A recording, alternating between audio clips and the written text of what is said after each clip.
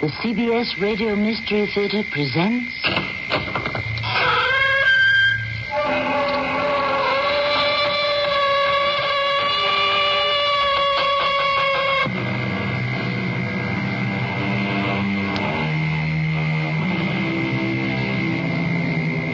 Welcome.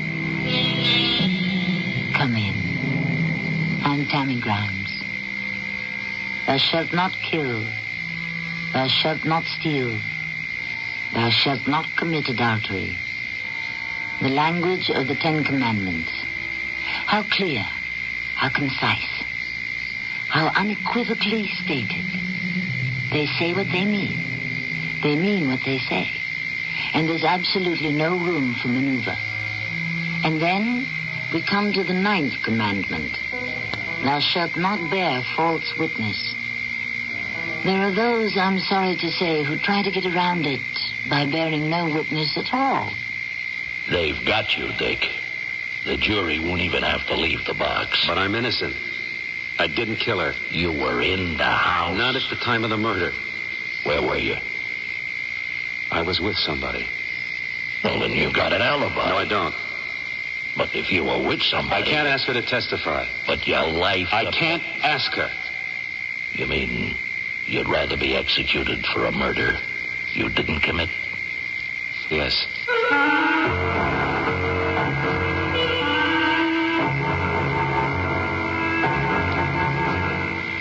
Our mystery drama, The 9th Commandment, was written especially for the Mystery Theater by Sam Dan and stars Terry Keane and Michael Tolan. I'll be back shortly with Act 1.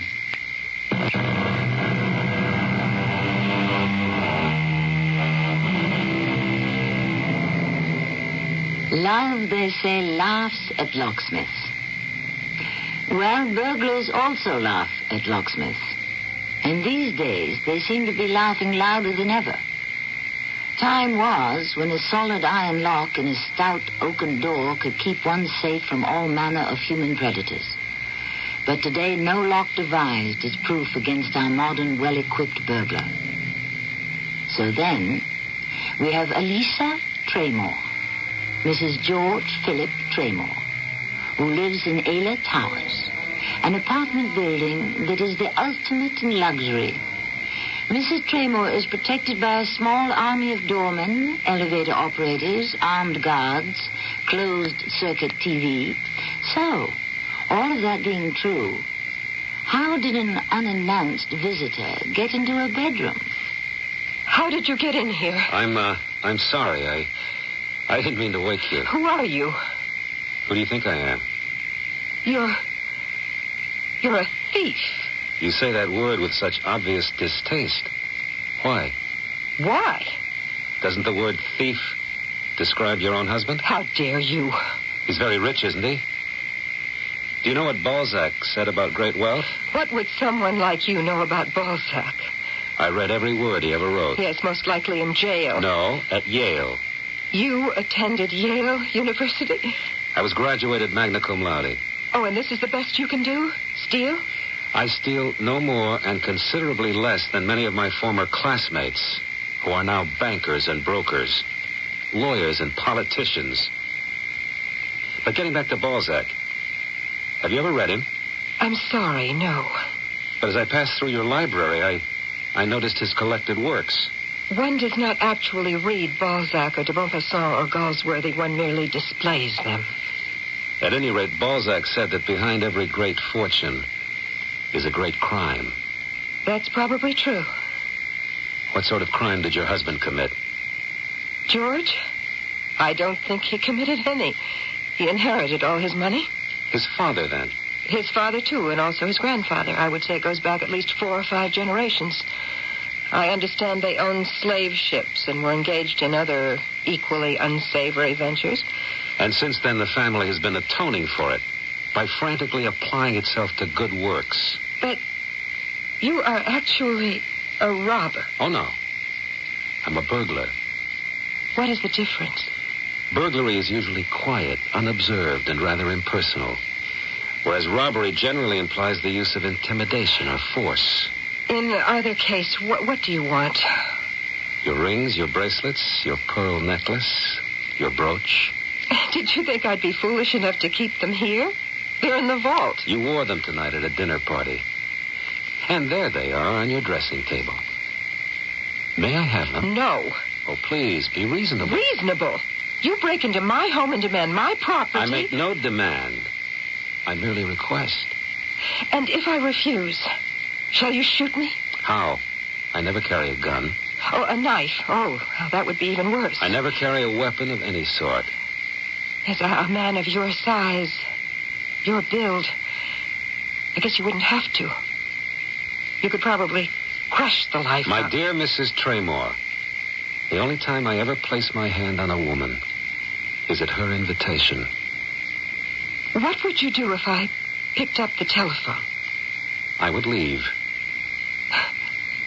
I never met a burglar like you. How many burglars have you met? Well, none. May I ask your name? Why?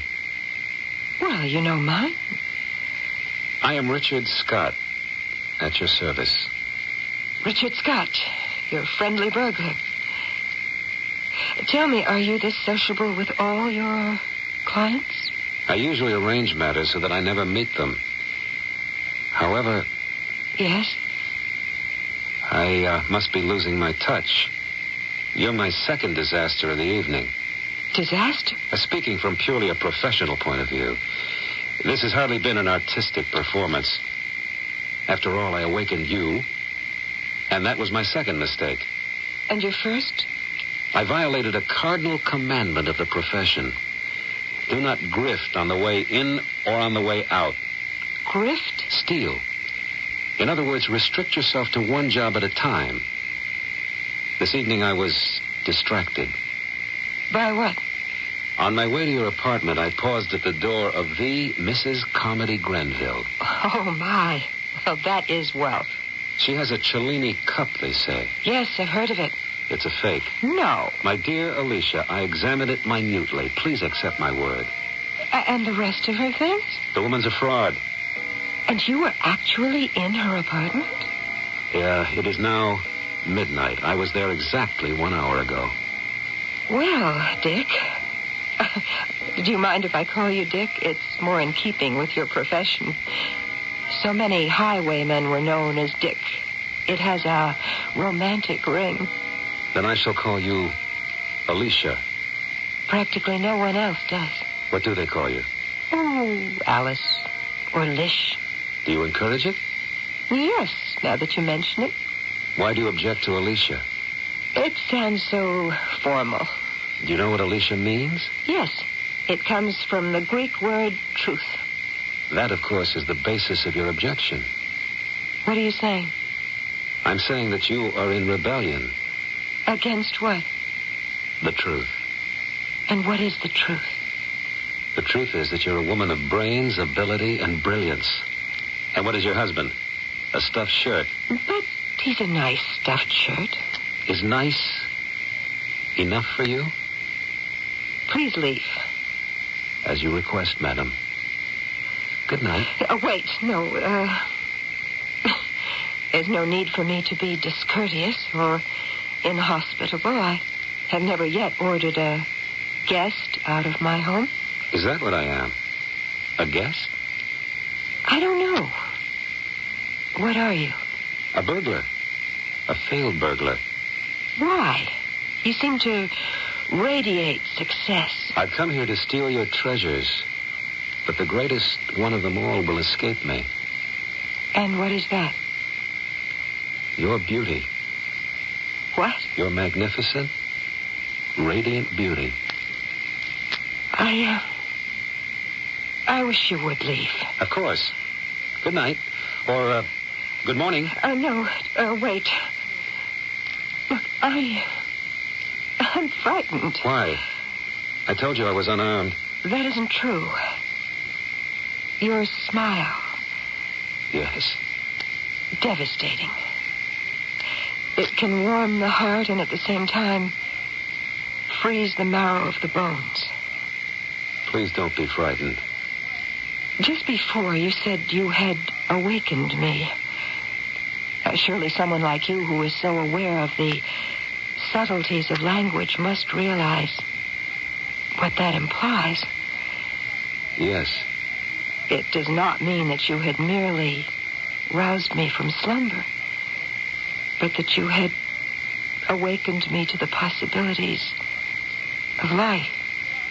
And are you awake now? Yes. Shall I leave? No. Perhaps I'd better. Why? Where do we go from here? Why do we have to go anywhere? Because this is his house. Oh, I see. I don't think I could be like the others. The others? Were there others? Oh, no, please forgive me. I had no right to ask. I have been lonely all my married life. You have no idea how busy a man like my husband can be. I look at you and I see how foolish a man like your husband can be. Don't leave, please. I won't leave, Alicia. I won't leave.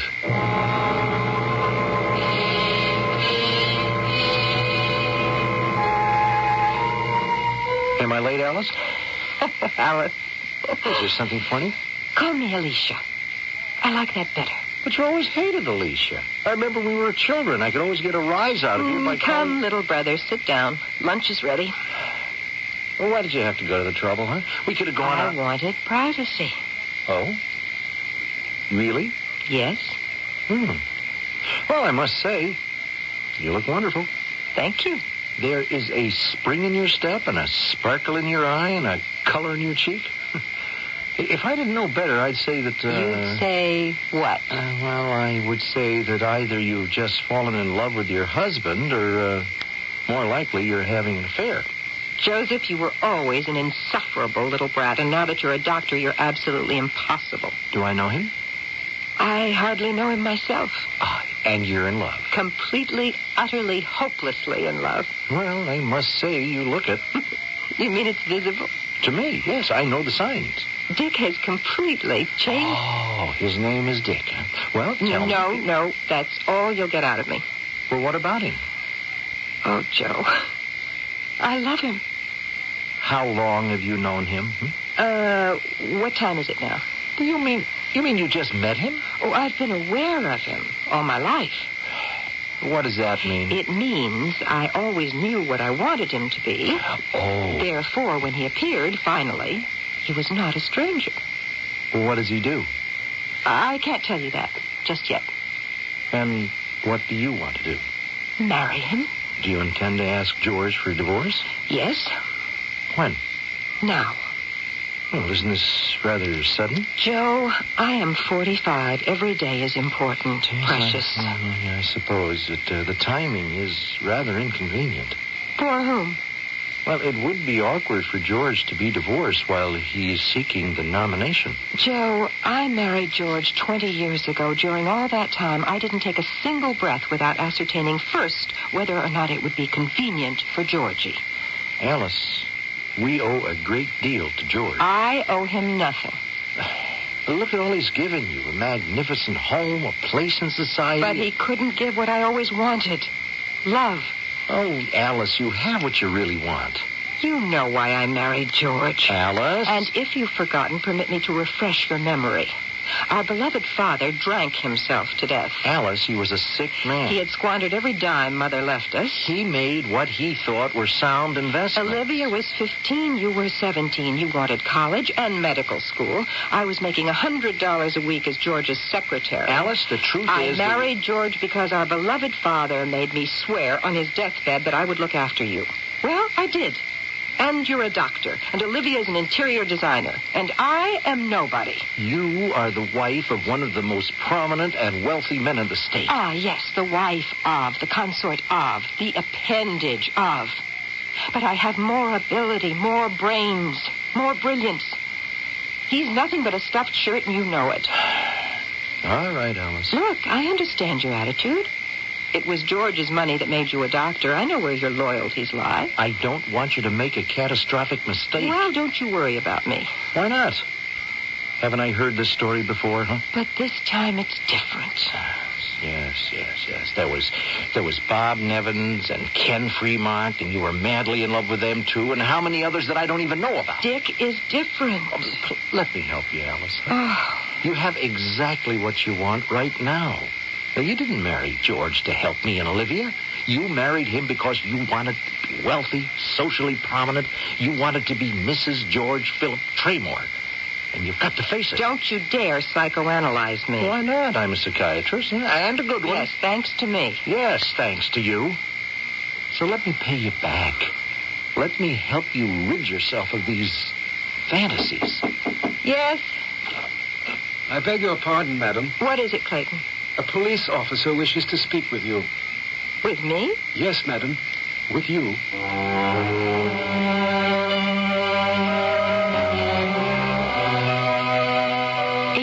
Officer wishes to speak with you. Such a line is always filled with foreboding, especially when it is spoken by an English butler. Well, what can a police officer want with socially prominent Mrs. George Philip Traymore? Of course, he could be here to sell her tickets to the policeman's ball, but somehow I doubt it. Act 2 approaches shortly.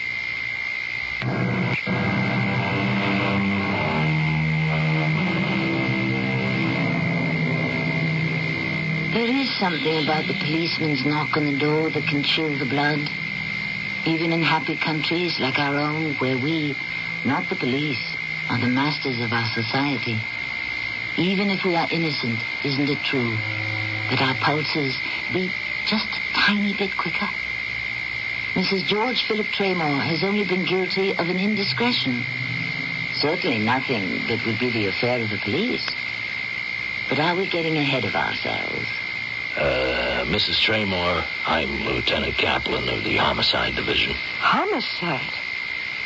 Oh, excuse me, this gentleman is my brother, Dr. Bennett. How do you do, Doctor? Mrs. Traymore, did you know a Mrs. Carmody Grenville? I believe she's the lady who lives downstairs. Why do you ask, did I know her? Because she's dead. No. Yes, she was murdered last night by a burglar. You mean a robber, don't you, Captain? Well, it's only a theoretical distinction. Yes, but a burglar would be less likely to commit a murder, wouldn't he? A robber, burglar, how many angels can dance on the head of a pin? All I know is we had an intruder and a murder. She was murdered last night? Yes, Mrs. Traymore. And what I'm trying to find out... At what time? Well, the coroner says 3 a.m. Oh, that's... That's what, Mrs. Traymore? You're sure it was 3 a.m.? It couldn't have been earlier. Earlier? We'll say it was sometime before midnight. Why? Why? No, I don't know. I'm just curious. Well, we not only got the medical evidence, but the little clock that was on her bedside table had been knocked off onto the floor, and it stopped at exactly a minute before 3. Well, I'm making the rounds of the building and to find out if somebody might have seen or heard anything at around 3 last night. Well, at 3, I believe I was sound asleep. Was there anyone else in the apartment? Anyone else? No. My husband is on the West Coast attending political meetings. Oh, yes, Mrs. Traymore. And may I say that he is a great man. Well, thank you, Lieutenant. You were all alone then? Yes. The servants don't sleep in. Well, thank you, Amanda. I'm sorry I inconvenienced. Oh, it's quite all right. Well, goodbye, Mrs. Traymore. Dr. Bennett, I certainly hope Mr. Traymore gets that nomination. Goodbye. Oh, that was a relief. What did you say? It's nothing. No, that's not true. You said it was a relief. Why? What does the murder of this woman mean to you, huh? Why did you make an issue over the time of her death, huh? I wasn't aware that I was making an issue. Why were you so relieved when the time was pinpointed at 3 a.m.? My dear brother, you're imagining things. All right. Let's get back to our original topic of conversation. Oh, Joe, I am in love for the very first time in my life, and absolutely nothing shall stand in the way of my happiness. I've heard that speech before. But this time I mean it. I'll get it. Hello? Hello, Alicia. Darling. Is it still darling? You know it is. Will I see you at 4? Absolutely nothing could keep me away. Are you going to talk to your husband? Of course. When? Well, when I see him. Meanwhile, I shall see you at 4. Until 4, then. I love you. Goodbye. And I love you. Goodbye. Well, I could tell who that was. How very astute. And suddenly, I feel better. Why? Oh, the tone in your voice. What about it? You know what it tells me? Enlighten me. Well, at first I was frightened you might be serious and destroy yourself. But I hear every little nuance, and now I'm certain that this is just another little fling. Little brother, you don't know everything. And when it comes to me, you don't know anything.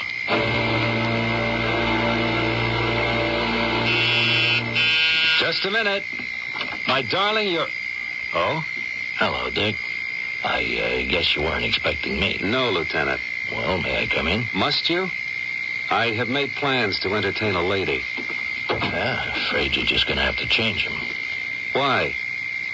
Dick, I can't believe it. What can't you believe, Kaplan? Well, first, I have to read you your rights. Consider it done. Well, then, let's talk off the record, huh? About what?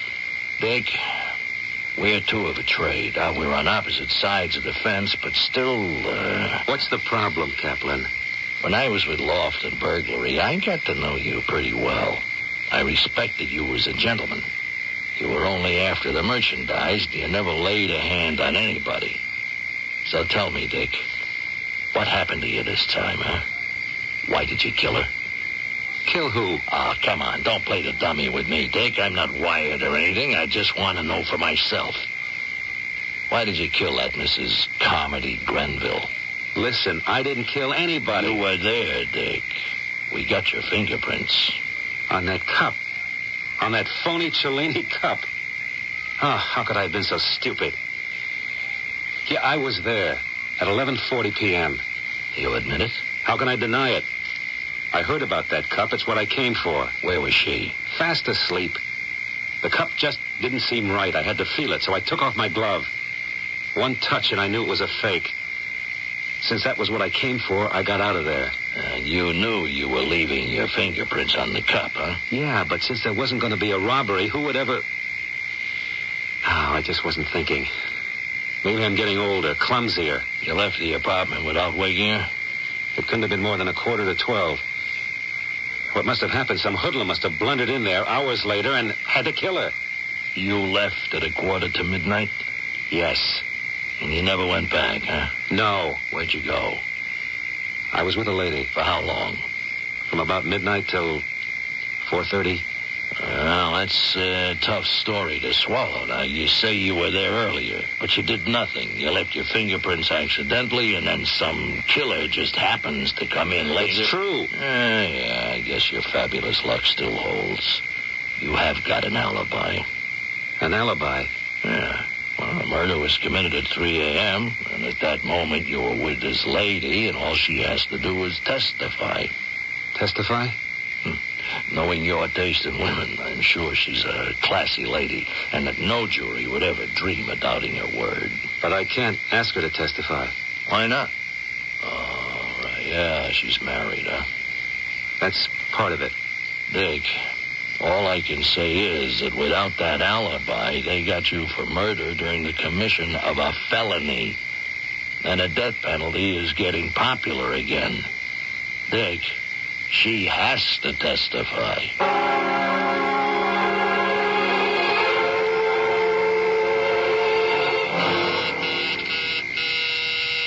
Won't do you no good ringing the bell, lady. Oh, are you the superintendent? No, they don't pay me enough for that. I'm just the janitor. Oh, I'm looking for Mr. Dick Scott. He doesn't seem to be in. That's right. I had an appointment to meet him here. I don't think he's going to make it. Why not? Because he left here half hour ago with a guy that looked like a cop. A cop? I can always tell a cop. Why did he leave with a cop? Look, either it's something serious or it's nothing. If it's nothing, he'll be back. If it's serious, you'll read about it in the papers.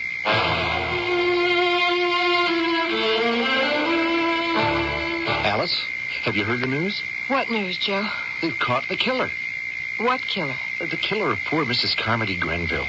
Oh. It's in the papers. Fantastic police work. The arrest was made by the detective who was up here this morning, Lieutenant Kaplan. Joe, I was thinking about what we were discussing earlier. Huh? Yes? There could be something to what you were saying. I was pretty rough on you. Well, I wouldn't have taken it from anybody else. Yes, perhaps I felt cheated and I wanted a kind of wild, exciting love affair. George, as you can imagine, is so staid, so placid. This new man... Dick? Yes. He's exciting, stimulating. But I don't know if I care to see him again.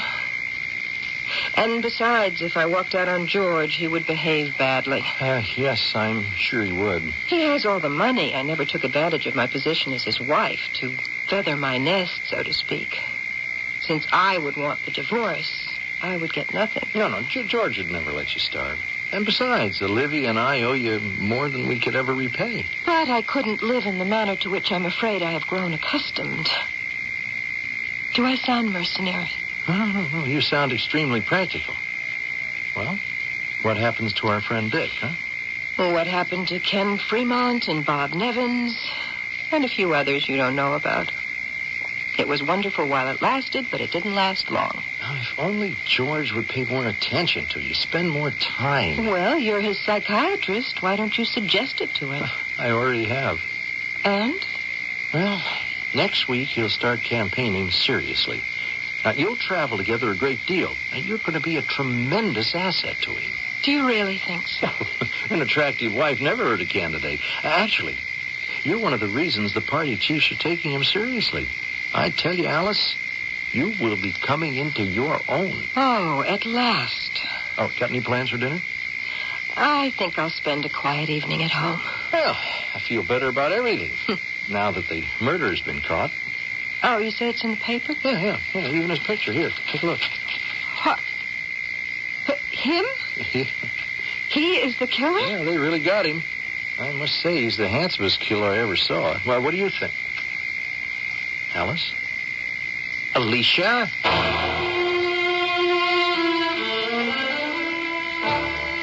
What is she thinking?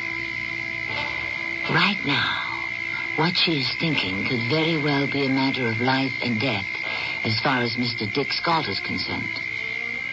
Her course of action should be crystal clear. She holds his life in her hands. How easy it would be for her to drop it.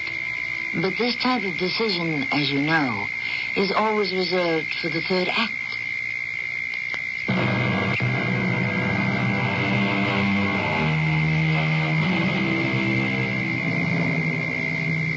As the philosopher remarked, truth is always in short supply, and that is why it is used sparingly. Perhaps that is why it is encountered so seldom. Therefore, since it is such a rare commodity, many of us have trouble recognizing it when we are presented with it. When we say truth is stranger than fiction, what we are actually saying is that truth is often a stranger to us, while fiction is a familiar. Alice, this detective who was up here this morning, he made the arrest. Now, I liked him. He seemed to be a man who knew his business. Now, you see what it says? Dick Scott, well-known burglar, was charged with the murder But that can't be. Well, it is. His fingerprints were found in the apartment. No, he didn't do it. What are you saying? I'm saying that he didn't do it. How do you know? Because... Yes, because he's so good-looking. Yeah, I see. He's too handsome to be a murderer. Is that it? I'm just saying that he... You're really upset, aren't you? Why? How can they be sure? Read what it says about his fingerprints. What does that prove? Well, it proves he was in the apartment. But that doesn't prove that he committed the murder. Well, then, who did? Well, obviously someone came in after he left and... Obviously? Yes. What's the matter with you, Alice? With me? Yes. This murder's done something to you. You spoke to the detective in such a strange way, and now you're carrying on as if... What is it? Look, what can they do to this man? They can prove that he was in her apartment, and unless he can prove that he wasn't at the time of the murder, then... How could he prove he wasn't there? Well, he would have to be able to prove that he was somewhere else. Oh. Why are we talking about it, huh? Why? Yes, and so seriously, too. I don't know. I just... Shall I tell you? You're in love with this man. I'm in love with him.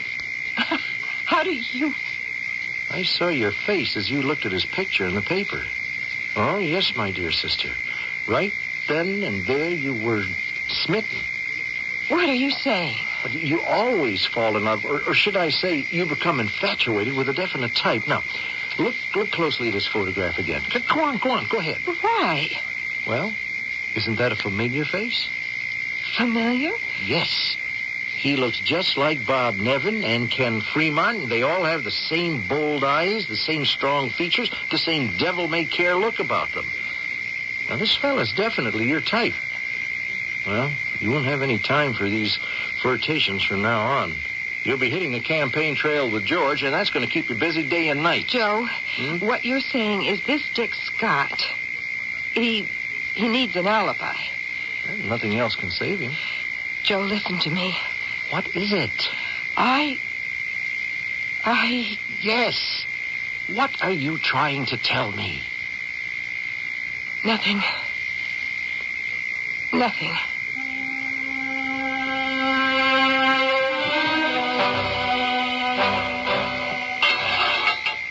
Hello, Dick. Hello, Kaplan. What are you doing here?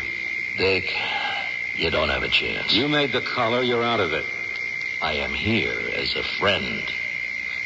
In an odd sort of way, I suppose we are friends. I know that you are innocent.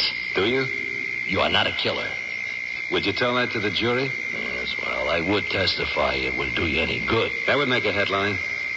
Arresting officer insists the defendant is innocent. Well, the jury would never believe it. Dick, you have got to produce this woman. I can't. She's the only one that can get you off the hook. I know. This woman has got to look those jurors in the eye and say at 3 a.m., the morning of May 15th, Dick Scott was with me. And you're acquitted now. Ask her to do it. I can't ask her. Why not? Because it's no good if I have to ask her. Oh, no. She's aware of the spot I'm in. She knows what I need. You can make her do it. Can I? Oh, yeah. She can be subpoenaed. And suppose she denies it? Well, then at least you can have the satisfaction of knowing that you made her commit perjury. Why are you so upset, Kaplan? I am. Because she's throwing your life away. And it's not right. And it is not justice. She'd be ruined if she appeared in court. I understand that. Oh, you do? Well, I don't. You're not in love with her. I am. So that's how it's going to be, huh? She's made her choice. And I'll have to live with it. You mean... die with it?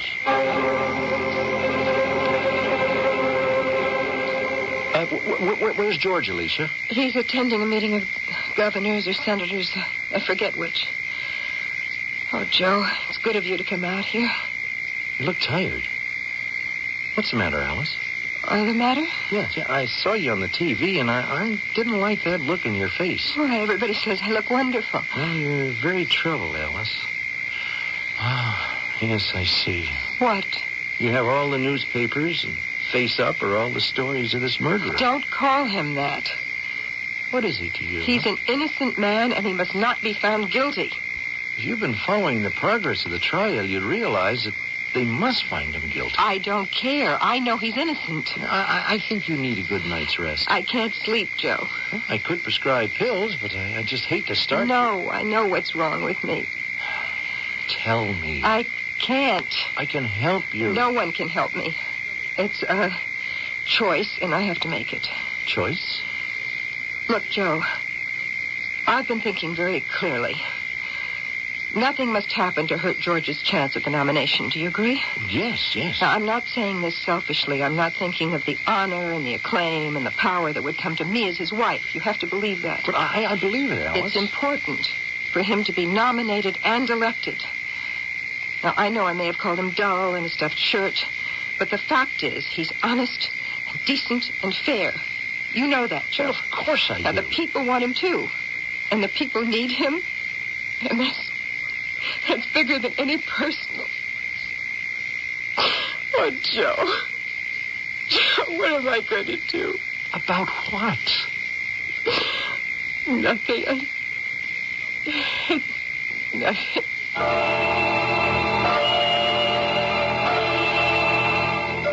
Ladies and gentlemen of the jury, have you arrived at a verdict? We have, Your Honor. We find the defendant guilty. Dick, get her to testify. I can't, Lieutenant. In 6 days, they throw the switch. I know. Well? Maybe, huh? You have this idea. Maybe at the last minute she'll come through. maybe. I spoke to your lawyer. What good is that going to do?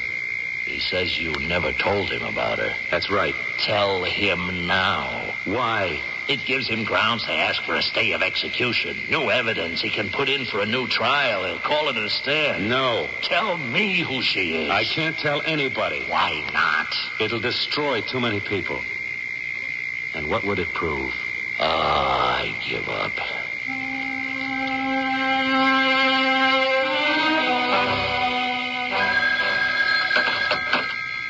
Who?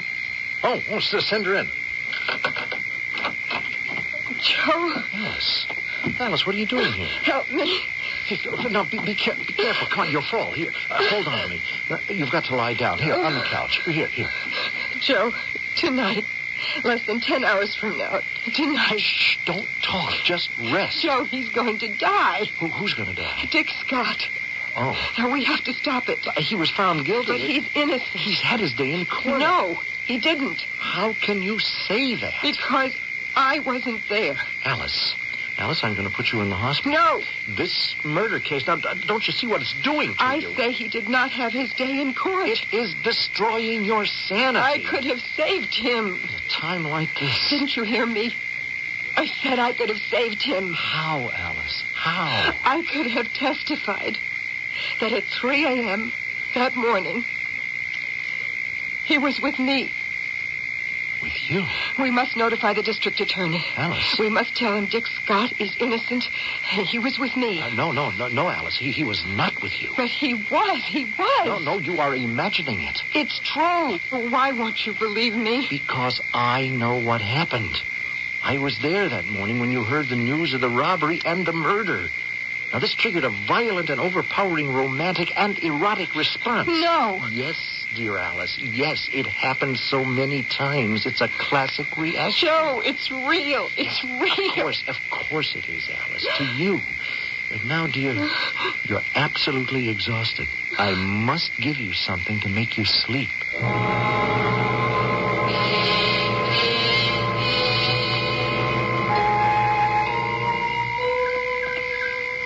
Hello, Alicia. Hello. Do you know me? Yes. Don't you know me? No. But I should like to know you. Would you? Yes. You're very handsome. They said you'd be sitting out here. I'm always outdoors when it's nice. What are you looking at? Oh, just at you. You're looking at my hair. I know. They tell me that 6 months ago, it was jet black. Now it's snow white. What's your name? Dick Scott. And why have you come to see me? Because I love you. That's nice. Do you know why I'm here? In this home? No. I think it's because I did something wrong. I can't remember. Did you ever do anything wrong? Oh, yes, many times. I was a burglar. Oh, that was very wrong. Were you ever caught? Yes. Once. And punished? I was almost finished. What do you mean? I broke into a rich lady's apartment, but I didn't find anything worth stealing, so I left. Later on, someone else came in and killed her. But they thought I did it. Oh, that's terrible. I was found guilty of murder. I was going to be executed. But luckily, the real murderer was caught. And just in time. I would say that was lucky. How did it happen? He had a friend who was in trouble with the police. In order to buy to make a better deal for himself, this friend turned him in. There's no honor among thieves, is there? Why is that surprising? There's very little honor to be found anywhere. You look like an honorable man to me. Oh, the nurse is motioning to me. I think visiting hours are over. Oh, please don't go. I must. Oh, will you come back? Promise me you'll come back. I'll come back. Every day. You must come back. Because I love you. Do you? I don't know who you are or why I love you. But I do. And I know that I was willing to do something for you. I don't remember what it was, but it was something. Perhaps one day I'll remember.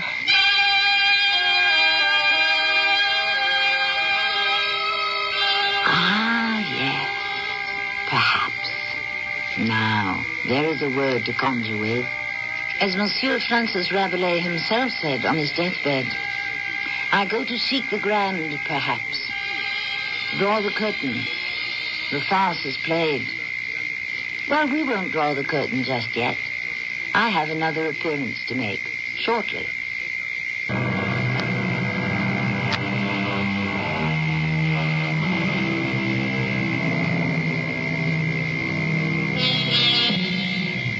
Our story is titled The Ninth Commandment, which, as you know, says, Thou shalt not bear false witness, which is another way of saying, Thou shalt not tell a lie. However, some of the greatest and most destructive lies have not been stated in words, but have been created by silence. The silent lie. The lie that declares louder than a cannon shot that nothing is going on that need bother anyone's conscience. How many silent lies have you heard today? Or told? Our cast included Terry Keane, Michael Tolan, and Earl Hammond. The entire production was under the direction of Himan Brown. And now, a preview of our next tale. Where to this time? Polvar told us to spend the entire dark period at the Q mine. We dig from the forward suspension position, maintaining free flow over the area, transferring the ore from the mine surface to the drag train behind us. Like we always do. Yes, Sam. Like we always do. Okay, ready? Power on. Power on. Thrust at 70 degrees. 70 degrees, fine. Take off for orbit at 2,000 meters over planet surface. Take off for orbit. What amphibian's name is that? Explosion in the oxygen containers. We're losing power. No power. Joe, this is it. We'll drift off into space like milkweed. Do something, Joe. We'll be wandering around in space, frozen corpses, in orbit forever. This is Tammy Grimes, inviting you to return to our Mystery Theater for another adventure in the macabre. Until next time, pleasant dreams.